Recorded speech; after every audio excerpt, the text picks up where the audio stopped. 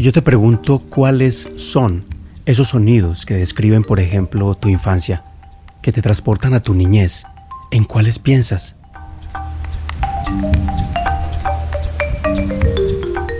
Le preguntamos al músico Simón Díez. Uno siempre escucha un ecosistema, uno siempre escucha un montón de mezclas de cosas. Simón acostumbraba a invocar a los seres que ama, cantando, para sentirse acompañado. Ahora invoca mares, ríos, pájaros, montañas, selvas, viento, cascadas. Y en Voces y Caminos seguirá convocando almas. Desde esta temporada, Simón Díez será parte de Voces y Caminos con el diseño sonoro y la música original. Soy Juan Alberto Gómez y hoy te quiero contar de Simón y de su compañía para seguirnos juntando con vos que sabes escuchar en estas historias de vida, memoria y territorio. Bienvenido, bienvenida. El primer sonido que vos relacionás con tu infancia, tu vida, ¿cuál es? Bueno, es difícil porque cuando uno habla de un sonido a veces piensa que los sonidos son aislados, pero uno siempre escucha un ecosistema, uno siempre escucha un montón de mezclas de cosas y eso es lo que uno entiende como el sonido. Entonces, si yo pienso en esos primeros sonidos de mi infancia, recuerdo mucho que yo vivía en una casa, en esa casa había un solar enorme, o sea, de esas casas que empiezan en una calle y salen al otro lado, de la otra calle. Era una casa muy grande, de tapia. Había un lugar en la casa que era lo más mágico y es el solar. El solar estaba lleno de aventura, o sea, era todo novedad. Entonces, para mí, acompañar a mi abuelita que allá afuera ya a deshiervar, a sembrar no sé qué, a coger una lima para hacer un jugo, a hacer lo que fuera que ella fuera a hacer, yo siempre me iba detrás de ella porque yo sabía que eso era un paraíso para mí. Es decir, que tu referencia principal al mundo, a la vida y al sonido está asociado con ese solar. Sí. ¿Cuáles para ti serían como los esenciales ahí, si quisieras describir ese solar sonoramente? Seguro perros. Perros Ladrando, porque en la casa teníamos como 3 perros, también habían gatos. Todo eso, la voz de mi abuela con unas tijeras de jardinería haciendo y yo también podría tener un sonido. Yo tenía una de estas ceguetas. Claro, yo iba como con el pasto que iba creciendo, que estaba verde, que mi abuelita me decía, ayúdeme a cortar el pasto. Entonces yo llegaba y cogía el pasto y así raspando el piso, y entonces claro, uno se encuentra una piedra. Eso podría ser el sonido y obviamente los pájaros que habían por ahí. No recuerdo guacharacas, las guacharacas creo que tal vez no estaban en ese sitio, pero sí habían loros. Entonces recuerdo que en las mañanas los bichos estaban ahí firmes todos los días.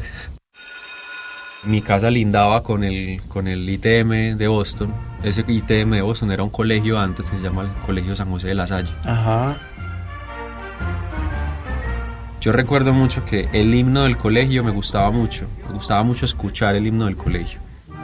Y me gustaba mucho escuchar el sonido del himno de la Universidad de Antioquia, que mi mamá lo tenía en un CD en la casa y yo tenía una grabadorcita y ponía el CD a sonar y a sonar y a sonar y lo repetía. Yo escogía siempre ese CD para ponerlo, lo que era ese y las estaciones de Vivaldi. Yo podía pasar muchas horas repitiendo y repitiendo. De hecho, mi mamá me saca en cara a veces eso, como de que trillé el himno de la universidad y las estaciones, porque ya ella estaba mamada de escucharlo, pues.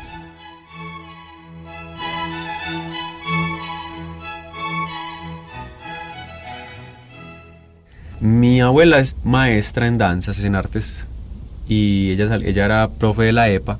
Y claro, entonces por ahí a uno le empiezan a entrar cosas. Entonces en la casa se escuchaba tango, se escuchaba porro, se escuchaban sobre todo de los ritmos de la edad dorada, pues de Colombia, que son los porros, las cumbias, el merecumbé, Lucho Bermúdez. Yo no era consciente de quiénes eran ellos, claro. Pero yo ya después escucho esas canciones, eso me lleva inmediatamente a mi abuela en la casa. Entonces yo solamente me quedaba repitiendo las melodías y los ritmos de eso, y la cumbia. Esa canción para mí era maravillosa. Era como un viaje, pues, de alguna manera un cuento que le estaban contando a uno sobre la cumbia. Ajá. Lleva la noche entera. La cumbia nació de un romance. La luna es su madre, su padre, este llanto del negro playero que baila su pena en la noche. Mi mamá y mi abuela recuerdo que me llevaban a clases de música. En algún momento mi mamá me llevó al Paraninfo de la Universidad de Antioquia y también a ver clases en la U, dentro de lo que es la Facultad de Artes en este momento. Y ahí estaba en iniciación musical, pero yo creo que yo no aguanté ni un semestre porque yo quería era tocar, pero en ese momento los profes que estaban dando esas clases no permitían que nosotros tocáramos los instrumentos.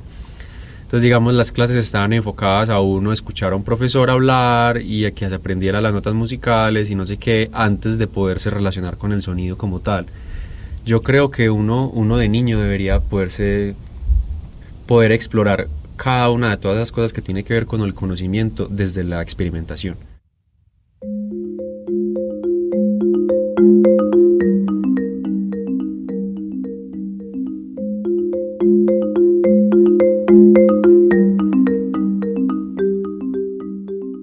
Después del fallo de estar en esas clases de la U de iniciación musical, yo recuerdo que mi abuela me empezó a llevar a la EPA, y en la EPA ella tenía como compañeros que daban clases de piano, clases de guitarra, clases de otros instrumentos. Entonces yo recuerdo que al principio yo simplemente estaba en sus clases.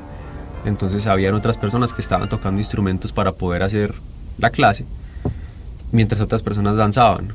Y yo no tengo recuerdos de que yo tocara en esa época, pero yo sí estaba ahí. No sé cuál era mi participación, supongo que estaba o jugando, a veces iba y entraba y miraba, otras veces me iba. Pero ahí tuve la oportunidad de conocer el piano, porque claro, yo me iba dando la vuelta por toda la EPA y encontraba la clase de piano y él me quedaba ahí.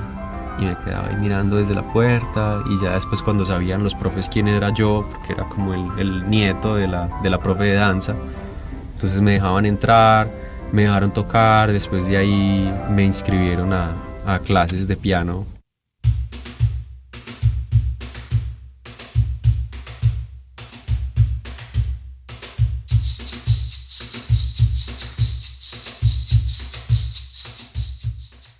En la música uno no es el todo, sino que uno es una parte de un conocimiento mucho mayor.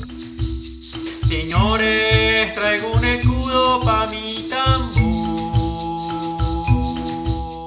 En el ejercicio de aprendizaje de tocar un instrumento musical, uno tiene que reconocer que uno es parte de. Entonces, si él quiere tocar una canción, tiene que saber que él toca la guitarra y que la guitarra hace esto.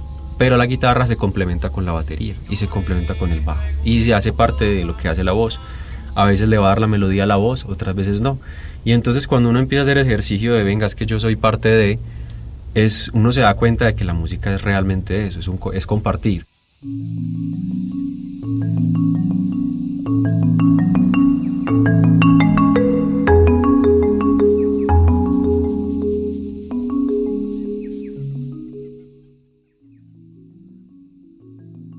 Yo de niño fui muy solo, fui un niño solitario. Y una manera de, estoy pensando en mi mamá, estoy pensando en mi papá, era cantar. Y era como si los invocara, era algo así. Entonces recuerdo que en esos primeros momentos para mí el canto fue fundamental, porque sí era una necesidad necesito traer a esas personas aquí.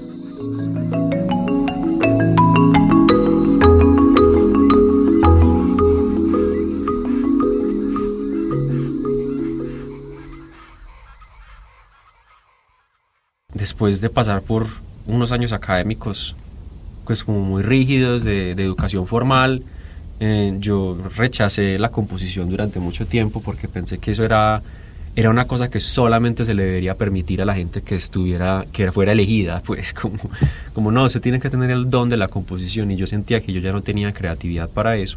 Pero hace un tiempo para acá, sobre todo después de la pandemia, descargué una aplicación para el celular que recuerdo que funcionaba muy mal, pero me sirvió, en la que pude hacer Y en el celular eso seguía reproduciéndose, entonces seguía sonando pan, ta, tan, ta, tan. Y yo ya sobre eso, mientras escuchaba el pan, pa, hacía otra cosa. Y le sumaba otra cosa, y le sumaba, y le sumaba. Y me empecé a dar cuenta de que me podía quedar horas ahí, horas dando vueltas ahí, mirando a ver qué salía, y me di cuenta de que lo disfrutaba mucho, de que era un ejercicio terapéutico, como dijiste en algún momento. Como mantra, como... Sí, como mántrico, mantra. como mántrico.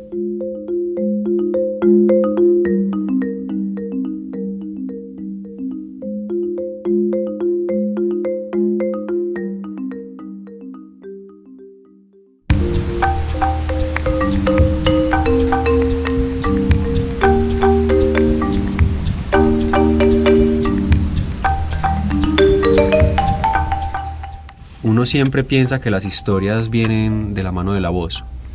Entonces uno siempre está contando algo y entonces pensaba que el podcast tenía mucho que ver era con eso. Era lo importante es la voz.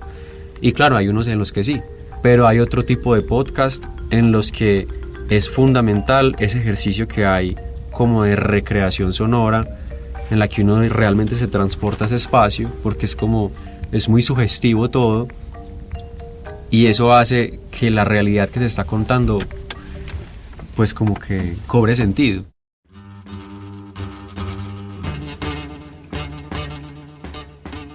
Voces y caminos, historias de vida, memoria y territorio. Como cuando eso no era documento, sino la palabra de los hombres. Yo me podría quedar repitiendo eternamente historias de vida, memoria y territorio. Eso me parece precioso. O sea, es que yo siento que como que uno se conecta ahí como con un todo. Eso me pareció muy brutal, me sentí muy honrado de que me hubieras escogido. Y también, sí, eso es un reto, como que hay un susto. Eso es lo que pasa siempre, no porque no seamos capaces ni porque no lo queramos hacer. Al fin te canto esta canción para sanar este dolor. El agradecido soy yo, Simón, porque igual la misma sensación tuve cuando escuché pues y vi lo que hacías ahí en el Instagram, que fue lo primero que vi. Y ver que hacías esos trenzados tan bonitos. Sé que es una manera también de combinar ahí como sensaciones alrededor de una misma historia y de una misma fascinación por las historias.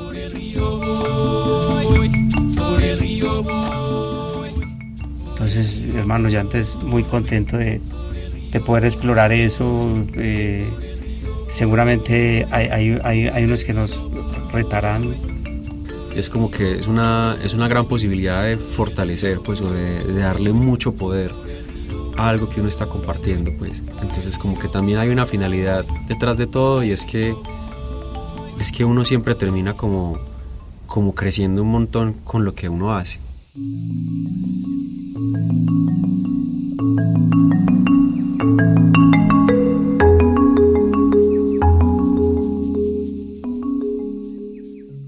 Para mí, el diseño sonoro se ha vuelto un universo muchísimo más grande de lo que yo me esperaba, y que siento que cuando uno les llega de la manera que, como cuando uno se conecta como con el principio o con el propósito, y uno les comparte una cosa que genuinamente le salió a uno, yo creo que la gente se conecta con eso.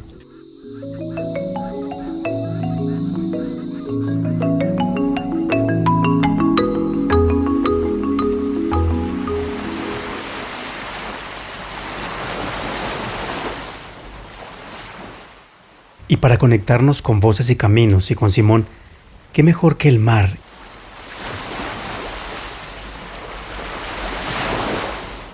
Lo que vas a escuchar es un corto paisaje sonoro realizado por Simón Díez en Sanguaré, en la costa atlántica.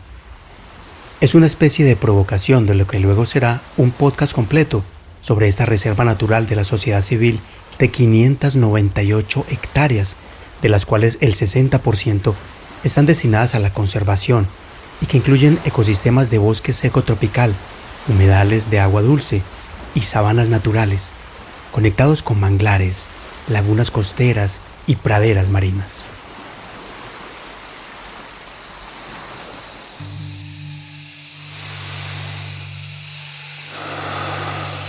todas las dinámicas del bosque, de los ecosistemas son lentas, pausadas.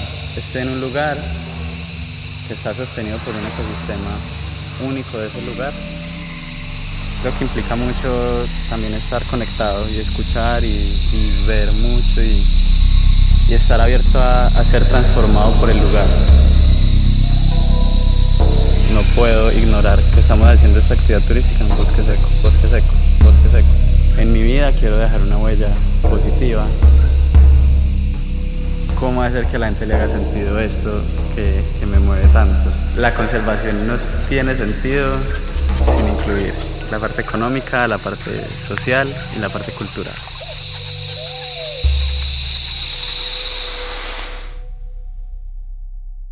Voces y caminos, historias de vida, memoria y territorio.